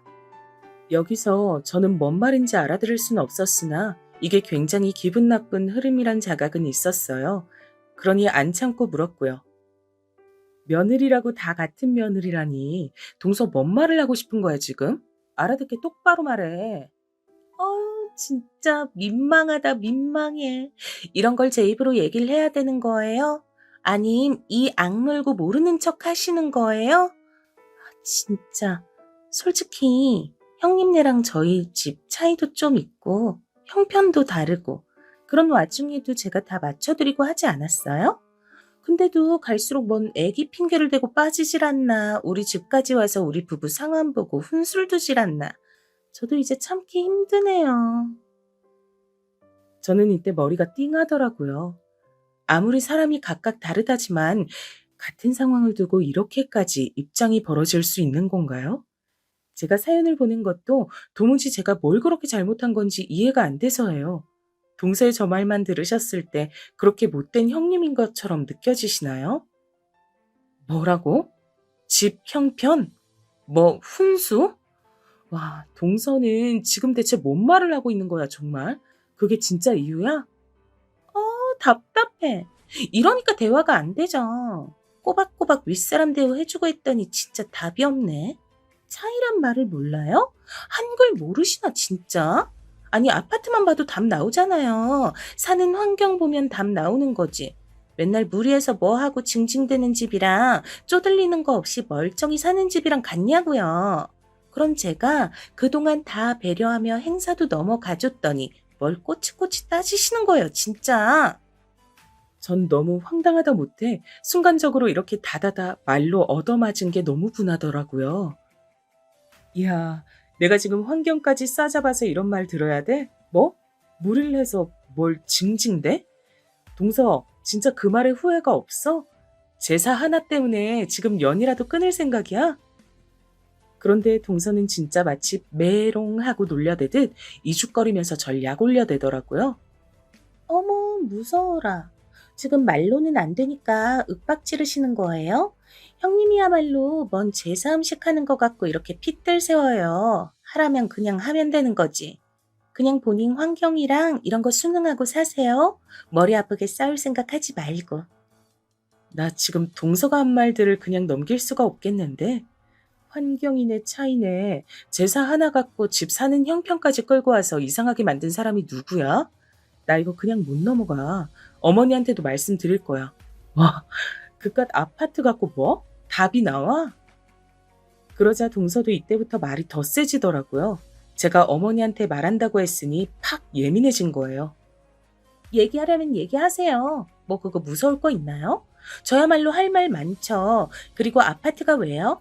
대한민국 아파트 무시하시네. 애초에 서울 24억대 아파트랑 경기도 어디 4억대 아파트랑 부동산 커뮤니티에서 입도 못 대고 마주칠 수도 없는 구조예요. 이 간단한 차이를 모르시네. 뭐 더 좀 설명해드려요? 아니 애초에 이게 중요한 거 아닌데 자꾸 말꼬를 잡으시네 진짜. 야, 동서 이런 사람이었어? 우리가 사는 아파트 갖고 무시하는 거야, 지금? 아파트 따위, 뭐, 신분 증명이라도 받았어? 어머, 자꾸 현실 부정하시네? 신분 증명, 뭐, 틀린 말은 아니죠? 엄연히 계급이랄까? 그냥 그런 거 아니에요? 다들 알면서 모르는 척 하는 거잖아요. 아무튼, 자꾸 저 치사한 사람 만들지 말고요. 더 말꼬리 잡지 말고 그만 얘기 끝내요. 어머니한테 일러 바치던 말던 알아서 하시고 전 제사 음식 안 해요. 땅땅. 그렇게 결론 났어요. 아시겠죠? 이러고 전화를 끊어버린 동서. 저는 참을 수가 없어 몇 통이나 다시 전화를 걸었지만 중간에 동서는 전화를 아예 넘겨버리더라고요. 너무 얄밉고 속에서 욕이 올라와 참을 수 없었던 저는 남편한테 전화해서 울며 불며 난리를 쳤어요. 재수 씨가 그런 식으로 말을 했다고? 야, 이거 진짜 전쟁인데? 어쩌려는 거야, 정말. 그래서 당신 어떻게 하려고? 어머니한테 말씀드리려고? 나 지금 그렇게 생각하고 있는데, 말은 그렇겠지만 하고 싶진 않아. 어머니한테 알린다고 더 좋아질 사정도 아니고, 그냥 너무 열받아서 일단 당신한테 말한 거야. 그러자 남편은 씩씩거리는 저를 일단 진정시켰고, 이날따라 또 저희 애가 아팠어요. 안 그래도 애 신경 쓰느라 바쁜 저에게 동서는 저렇게 벌집 쑤시듯 속을 다 뒤집어 놓은 거예요. 어떻게 같이 엿을 먹일까 생각하려던 차 애 데리고 응급실 쫓아다니고 집에 와서 보니 새벽 2시더라고요. 저도 겨우 자려고 눈을 붙였다가 도통 잠을 잘 수가 없는 거예요. 낮에 통화한 게 너무 열받고 몸은 너무 피곤하니 외려 잠이 안 오고 그리고 낮에 동서가 했던 말이 생각나서 무심결에 저도 부동산 커뮤니티 쪽을 검색해서 둘러보게 됐는데요. 거기서 저는 순간적으로 눈에 확 띄는 단어를 봤어요. 그건 바로 동서가 살고 있는 그 아파트 브랜드명으로 된 아이디였는데 그게 인기걸로 올라가 있더라고요. 심지어 제목은 제가 도저히 눌러보지 않을 수 없는 제목으로 적혀 있었어요. 이게 뭐야? 주제를 모르는 형님 짜증나 죽겠어요? 땡땡 지역, 땡땡 아파트 헌데? 이거 설마 동서인가? 저도 모르게 말이 이렇게 터져나왔고 급히 그 글을 눌러서 읽게 됐는데요. 읽는 내내 저는 기함을 토하고 말이 안 나와서 몇 번이나 가슴을 눌러가며 속에서 욕이 올라오는 걸 참게 됐어요. 거기다 글을 올린 건 동서가 맞았고요. 그 내용이 정말 가관도 아니었답니다. 그 글에 달린 댓글들은 꽤 많아서 그거 읽어보면서 더 열이 받았어요. 저는 그냥 넘어갈 생각도 아니었지만 이 글을 보고 더욱 분노 버튼이 눌려 새벽 3시에 동서한테 전화를 했답니다. 여보세요? 동서. 이제야 전화를 받네. 지금이 몇 시냐고? 그게 중요해? 자다 깼음 정신 차리고 내 말 들어. 지금 뭔 짓을 해놓은 거야? 동서는 제 말에 매우 짜증을 내며 별 미친 사람을 다 보겠다는 듯이 와중에 또 빈정거리더라고요. 뭐야 진짜. 이 새벽에 잘못 누른 게 아니고 지금 저랑 뭐 머리 잡고 싸움하자고 전화하신 거예요? 여보, 형님이야. 잘못 전화하신 거 아니고 나한테 따지려고 전화한 거래. 몰라. 무슨 일은 무슨 일이겠어. 동서는 저랑 통화하는 와중에 옆에서 서방님이 물었는지 막 대답을 해주고 있더라고요. 저를 미친 여자 취급하는 동서에게 곧장 동서의 글을 캡처해둔 것들을 주르륵 카톡으로 보냈어요. 이거 확인하고도 그딴 말이 나오는지 보고 싶다 동서. 나 내일 동선에 찾아가도 되지? 야, 사람을 무슨 아주 그냥 땅바닥에서 구걸하는 거지 등신으로 만들어놨네. 나한테 그렇게 쏟아내고도 참질 못해서 나 욕해달라고 이런 글을 올렸어? 뭐? 내가 쫌생이야? 이거 다 어떡할래? 뭔 깡으로 아직도 글을 안 지우고 냅뒀어? 내가 모를 줄 알았어? 동서는 여기서부터 뭔가 이상하다고 생각했는지 잠깐 말이 멈췄고 그런 동서에게 저는 쭉 말을 했어요. 잔말 말고 증거들 내가 다 캡처해서 지금 보내놨으니까 동서 눈으로 확인해봐. 아, 서방님이랑 같이 줄줄 읽으면서 낭독해볼래? 진짜 이거 아주 제대로 미친년 아니야, 정말. 있잖아, 나 이렇게 말하는 것도 웃긴데, 뭐? 24억? 이야, 꼴랑 24억 갖고 어디 기업 총수 가문 거지 대하듯이 사람 무시하네. 너 진짜 죽었어. 나 안 참을 거야, 정말. 동서는 저랑 통화하면서 카톡으로 동시에 그 메시지들도 확인하고 있었는지 어째 점점 쫄려가는 듯 했어요.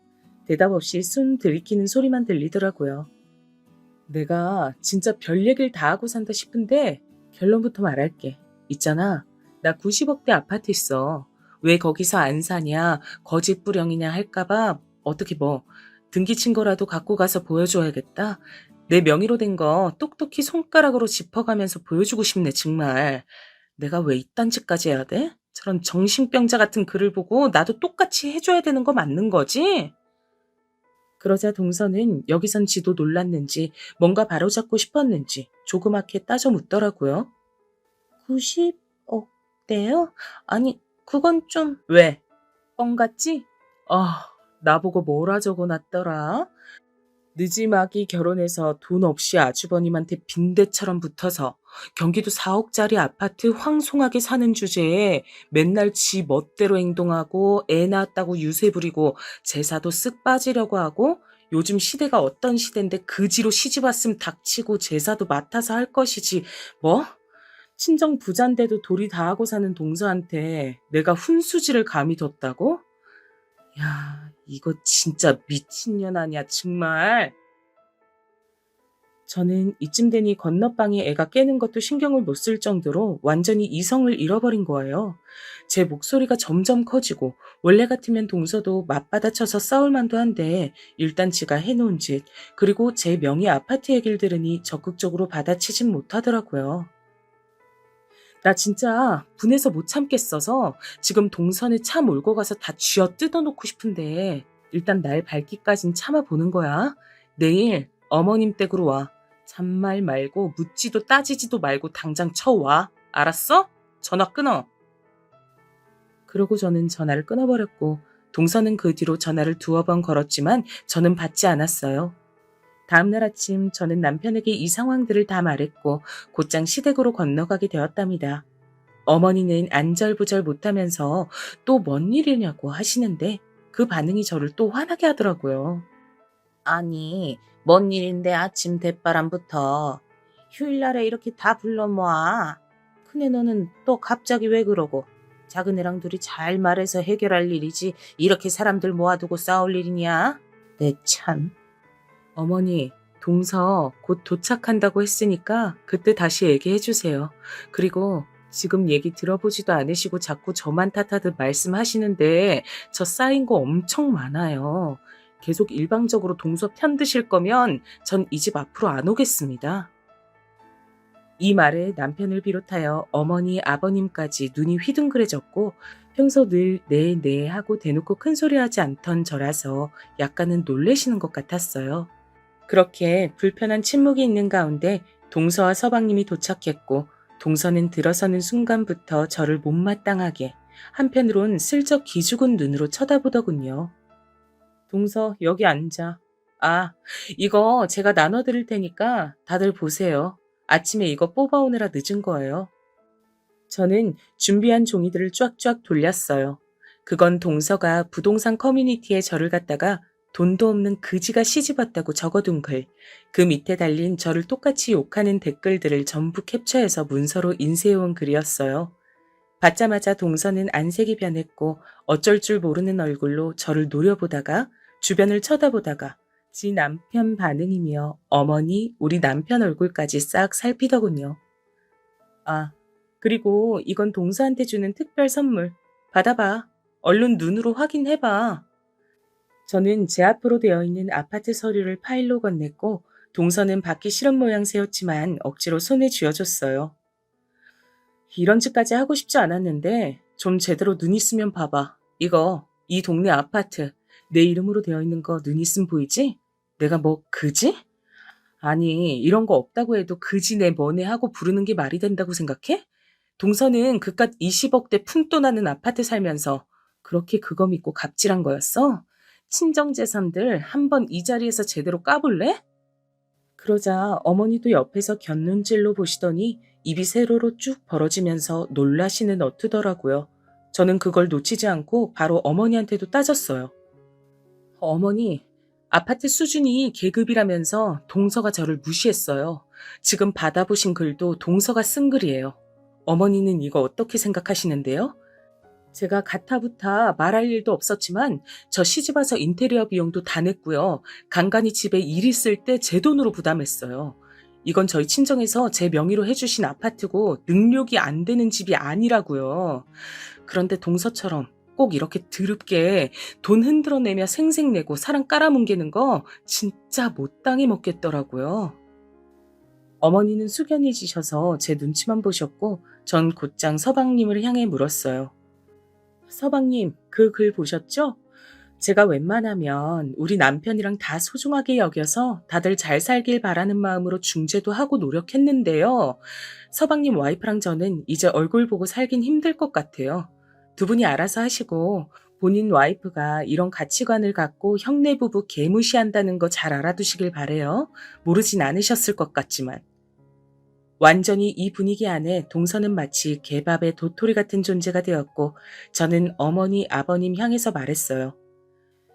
저는 동서가 이 집에 있고 마주칠 일이 있는 한 안 올 거예요. 명절도 제사도 뭣도 무슨 행사에도 안 올 거예요. 오늘 이후로 동서랑 얼굴 비껴가는 일은 없었으면 좋겠네요. 알아서 하세요. 그러고 전 자리에서 일어났고 남편도 저를 따라 애를 챙겨 안고 일어났어요. 그런데 이때 남편도 급기야는 한마디를 하더군요. 저기 재수 씨, 참 실망이네요. 이거 하나하나 읽어보고 그리고 우리 집사람한테 했다는 말 듣고 제가 쫓아가서 뒤엎으려다가 참았어요. 이 사람뿐 아니고 저도 재수 씨 보기 불편하네요. 아무튼 먼저 일어납니다. 그리하여 우리 둘은 일어나서 나와버렸고 그 뒤로 시댁에 남아있던 어머니, 아버님이며 동선의 부부며 분위기는 아주 개판이 되었어요. 서방님이 이걸 참을 리는 없었고 그 부부는 계속해서 분쟁이 끊이질 않더니 결국 이혼 얘기가 또 나오게 됐는데요. 어머니는 감히 제 앞에서 동선의 부부 이혼이 걱정되네 뭐네 소리를 하진 못하셨지만 남편 얘기를 들으니 대강 분위기가 파악되더라고요. 민석이는 완전 없는 정 있는 정 다 떨어졌더라고. 당신한테만 그랬을 리는 없다고 생각했는데 재수 씨가 안 그래도 자기 친정 좀 산다면서 그렇게 민석이한테 생색을 냈다네. 지네 친정에도 끌고 다니고 부잣집 사위 노릇하라면서 말이야. 근데 민석이도 그날 잘 참고 잘 지내보려다가 완전 터져버린 거지. 지금 재수 씨가 빌고 그렇게 붙잡고 난린데 민석이는 아무래도 이혼할 것 같아. 남편의 말처럼 현재 이런 상황 중에 있고요. 전 그 뒤로 동서의 연락도 어머니의 연락도 받지 않고 편히 잘 살고 있어요. 다시는 동서 같은 인간군상 마주치질 않길 바라며 인생 진짜 더러운 경험했다 생각하고 살고 있답니다. 저의 이런 분풀이를 함께 끝까지 들어주셔서 감사하고 모두들 건강하시면 좋겠습니다. 그럼 안녕히 계세요.